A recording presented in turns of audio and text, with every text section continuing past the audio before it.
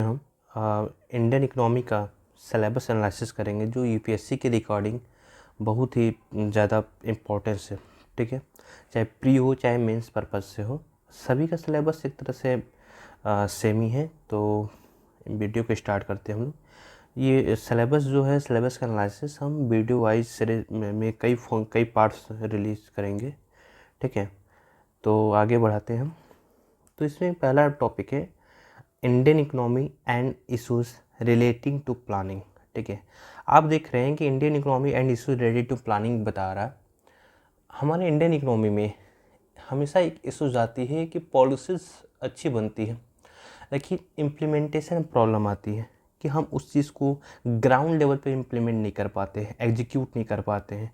ठीक है, तो उससे लेकर क्या इश्यूज चल रहे हैं प्लानिंग को लेकर के हमेशा लोगों ने क्रिटिसाइज़ किया है कि गवर्नमेंट की स्कीम एंड पॉलिसीज़ इतने बड़े कंट्री में, इतने बड़े लार्ज पॉपुलेशन को कंट्रोल या फिर उन तक पहुंच नहीं पाती है। ठीक है, तो उसको लेकर हमेशा प्रॉब्लम आई है। हमेशा जो डिफरेंट कंट्रीज़ के यानी डिफरेंट थिंकर्स रहे हैं, उन्होंने हमेशा क्रिटिसाइज़ किया हुआ है हमारे पॉलिसीज मेकर को। ठीक है, तो इसलिए देखेंगे। फिर देखेंगे मोबिलाइजेशन ऑफ रिसोर्सेस। हम देख रहे हैं कि नेचुरल रिसोर्सेज है हमारे पास, ह्यूमन रिसोर्सेज है। ठीक है, और बाकी जो भी रिसोर्सेज को हम मोबिलाइज करेंगे, एक क्लास वाइज जो डिस्ट्रीब्यूशन करेंगे हम। आज के समय में इनइक्वालिटी देख रहे हैं, क्लास वाइज इनइक्वालिटी है। ठीक है, तो उस चीज़ को हम दूर करते हुए हमारी गवर्नमेंट की टारगेट होगा कि हम लोगों तक जो भी रिसोर्सेज है उनको पहुंचाएं। फिर देखेंगे ग्रोथ। हमें ग्रोथ, हमारी इकोनॉमी की ग्रोथ क्या है, कंट्री की ग्रोथ क्या है, हम कैसे अपने आप को इंक्लूसिव ग्रोथ बताएं, इंक्लूसिव ग्रोथ अचीव करें। ठीक है, फिर देखेंगे डेवलपमेंट एंड एम्प्लॉयमेंट। आज कंट्री को बहुत सारी कंट्री जैसे western and European countries, American European country ने डेवलप किया। ठीक है, उन्होंने बहुत पहले ही डेवलप कर लिया, लेकिन उनके पास, उनके सामने उतनी बड़ी समस्या नहीं थी कि एनवायरनमेंट का इशूज़। आज हमारे कंट्री को डेवलप तो करना है, लेकिन एनवायरनमेंट को ध्यान में रखते हुए हमें डेवलप करना है। ठीक है, तो हम स्टार्ट करते हैं। पहला topic Indian economy and issues relating to planning में पहला टॉपिक है प्लानिंग। ठीक है, तो हम इस चीज़ को देखते हैं कि प्लानिंग क्या है इसमें। तो मीनिंग ऑफ प्लानिंग पहला टॉपिक है। क्या है मीनिंग ऑफ प्लानिंग? तो मीनिंग ऑफ प्लानिंग में हम क्या करते हैं, देखेंगे कि मीनिंग ऑफ प्लानिंग क्या हो सकता है। Increase in national income. हम नेशनल इनकम को कैसे इंक्रीज करें, पहला चीज़ है इसमें कि इंक्रीज इन नेशनल इनकम।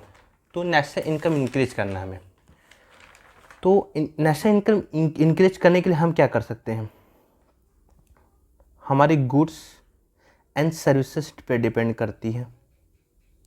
ठीक है, हमारी गुड्स एंड सर्विसेज कैसी है, ठीक है, मैन्युफैक्चरिंग कैसी है, हमारा इंपोर्ट एक्सपोर्ट कैसा है, सब कुछ इसी पे डिपेंड करता है। तो हमें क्या करना पड़ेगा, हमें ऐसी स्कीम, ऐसी पॉलिसीज़, ऐसा प्लानिंग करना पड़ेगा जिससे हम क्या करें कि मैन्युफैक्चरिंग को बढ़ावा दे सकें। हम सर्विस सेक्टर, आज के समय में इंडिया जो सर्विस में आगे बढ़ चुका है, ठीक है, लेकिन गुड्स में हम मैन्युफैक्चरिंग में पीछे हो गए हैं। हमारा इकोनॉमी सर्विस सेक्टर इकोनॉमी बन गई है, न कि मैन्युफैक्चरिंग इकोनॉमी बन गई है। तो हमें प्लानिंग ऐसी करनी है। ठीक है, हम increase in savings and investment करेंगे। हम सेविंग्स और इन्वेस्टमेंट को इंक्रीज कराएं। हमारी कंट्री में क्या हो, सेविंग्स एंड इन्वेस्टमेंट को इंक्रीज, जिससे कि हमारा क्या हो, loan, deposit, loan deposit, loan deposit का एक कॉन्सेप्ट चलता रहे। ठीक है, तो इस चीज़ को हमें ध्यान में रखते हुए हम क्या करेंगे, सब स्कीम एंड पॉलिसीज बनाएंगे, प्लानिंग करेंगे। ठीक है, हम आगे देखेंगे growth and diversification of industry. हमारे कंट्री इंडस्ट्री को डाइवर्स करना है, हमें डिफरेंट हमेशा नए इन्वेस्टमेंट करना है, जिससे हम क्या करें, मार्केट को अपनी तरफ इंटरेक्ट करें।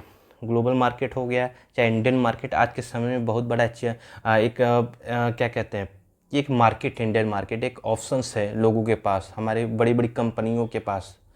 जैसे कि आप देख रहे हैं बहुत सारी कंपनियां आकर के उस ऑप्शंस का यूज़ कर रही हैं, उस अपॉर्चुनिटी को यूज़ कर रही हैं और अपने एक बिजनेस लेवल को आगे बढ़ा रही है। तो हमारे पास वो मार्केट होते हुए भी लेकिन हम नहीं कर पा रहे, तो उस चीज़ को हम ध्यान में रखते हुए नए नए डाइवर्सिफिकेशन करेंगे, इनोवेशंस करेंगे साइंस में या फिर ऑटोमोबाइल सेक्टर्स में, हर एक चीज़ में।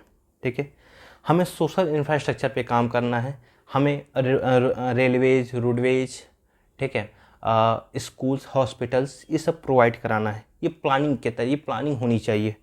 ठीक है, इंटरनेशनल ट्रेड में हमें ध्यान देना है, एक्सपोर्ट इंपोर्ट, एक्सपोर्ट हाई हो, एक्सपोर्ट हमारा कंपेयर करें इंपोर्ट से तो हाई, जिससे हमारा बैलेंस ऑफ पेमेंट इंक्रीज हो।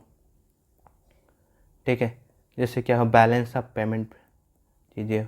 ठीक है, हमें rise in per capita income ऐसे प्लानिंग करनी है कि जिससे कि पर्सन या पीपल का, सिटीजन्स का पर कैपिटा इनकम इंक्रीज हो। ठीक है, तो इस सब चीज़ों को ध्यान में रखते हुए गवर्नमेंट हमेशा प्लानिंग तो अच्छी करती है, लेकिन हमें क्या करना पड़ेगा, प्रॉब्लम आती है, प्रॉब्लम कहाँ आ रही है, हमें ये भी देखना पड़ेगा कि प्रॉब्लम आ क्या रही है। हम स्कीम एंड पॉलिसीज़ को इम्प्लीमेंट तो कर रहे हैं, लेकिन प्रॉब्लम क्या आ रही है, हम बना तो रहे हैं लेकिन कहाँ प्रॉब्लम आ रही है। वो प्रॉब्लम आ रही है लार्ज पॉपुलेशन। हम इस चीज़ को देखेंगे। और इंडिया का एक डाइवर्स जियोग्राफिकल लोकेशन होना। अब इंडिया के देखो, जियोग्राफिकली देखो तो जम्मू कश्मीर का लोकेशन अलग है, उसका मैप अलग। उसके लिए हम, अगर सेंट्रल गवर्नमेंट कोई भी पॉलिसीज़ बनाती है तो ज़रूरी नहीं कि वो नॉर्थ इंडिया में चले या साउथ इंडिया में चले, हर जगह नहीं चले। यानी कि नॉर्थ इंडिया के लिए अलग स्कीम एंड पॉलिसीज़ चाहिए, साउथ इंडिया के लिए अलग चाहिए। तो इस चीज़ को ध्यान में रखते हुए हमारे सामने ये सब इश्यूज आ रही हैं। ठीक है, हम आगे देखते हैं imperative versus indicative versus structural planning. ठीक है, imperative versus indicative versus structural planning क्या होती है। गवर्नमेंट क्या की, जब 1950 में हमारी कॉन्स्टिट्यूशन इम्प्लीमेंट होती है तो हमने क्या किया, हमने नेहरू गवर्नमेंट ने इम्परेटिव प्लानिंग पर फोकस किया। किस पे फोकस किया, इम्परेटिव प्लानिंग पे। यानी कि सारी की सारी जो भी इकोनॉमिकल एक्टिविटी करेगी, ऑल इकोनॉमिक एक्टिविटी जो करेगी, जितनी भी इकोनॉमिक एक्टिविटीज होगा वो सब कौन करेगी, गवर्नमेंट करेगी। कौन करेगा, गवर्नमेंट करेगा। ठीक है, यानी कि जो सारी की सारी कंट्रोल गवर्नमेंट के पास है। यानी कि उन्होंने हमेशा फोकस किया सोशलिज्म को लेकर के। ये कुछ अभी भी हमारे कंट्री में चल रहे हैं, लेकिन जैसे जैसे 1991 में IMF के अकॉर्डिंग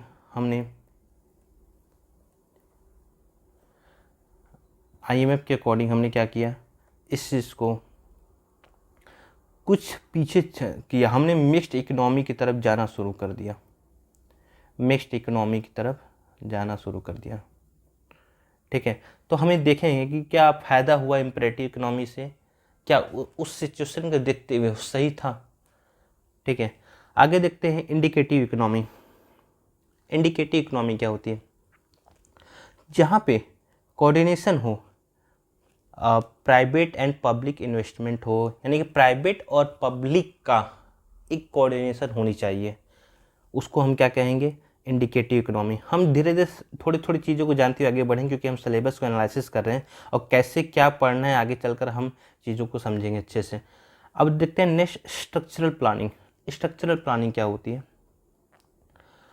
अब हम क्या करते हैं कि अपने ही जैसे कि हमारा जो इंफ्रास्ट्रक्चर चल रहा है, जो भी हमारे इस समय एग्जिस्टिंग में है, उसको हम चेंज कर दें। जो चल रही है फिलहाल, जो सिस्टम चल रहा है, उस सिस्टम को ही हम क्या करें, चेंज करें। ठीक है, वो क्या है, स्ट्रक्चरल प्लानिंग है। नेक्स्ट देखते हैं ऑब्जेक्टिव ऑफ प्लानिंग।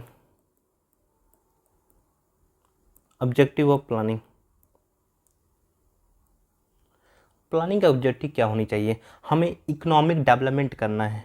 हमें क्या करना है, इकोनॉमिक डेवलपमेंट करना है।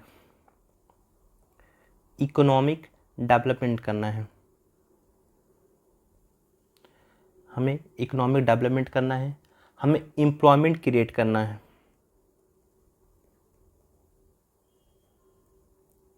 हमें एम्प्लॉयमेंट क्रिएट करना है, हमें इकोनॉमिक स्टेबिलिटी देनी है, कंट्री को इकोनॉमिक स्टेबिलिटी देनी कि कल कोई भी प्रॉब्लम आए कंट्री में तो हम क्या करें, हमारे पास इकोनॉमिकल सिचुएशन ख़राब ना हो, हमारी हम वार लड़े चाहे जो भी हो, हमारा इकोनॉमिकल स्टेबिलिटी होनी ही चाहिए। गवर्नमेंट जैसे कि कोरोना पीरियड में हमारे पास सारी की सारी इकोनॉमिक क्लोज हो चुकी थी, लेकिन गवर्नमेंट ने एक सपोर्ट किया, ठीक है, तो हमारे पास इकोनॉमिक स्टेबिलिटी थी। सोशल वेलफेयर करें, हम सोशल वेलफेयर का वर्क स्टार्ट करें, ठीक है, रीजनल डेवलपमेंट करें, रीजनल डेवलपमेंट करें, और भी बहुत सारे इश्यूज हैं, उसको टॉपिक है, उसको आगे देखेंगे हम लोग ध्यान से। रीजनल डेवलपमेंट करें, ठीक है, ये क्या था हमारा ऑब्जेक्टिव होनी चाहिए प्लानिंग का, ये ऑब्जेक्टिव ऑफ प्लानिंग।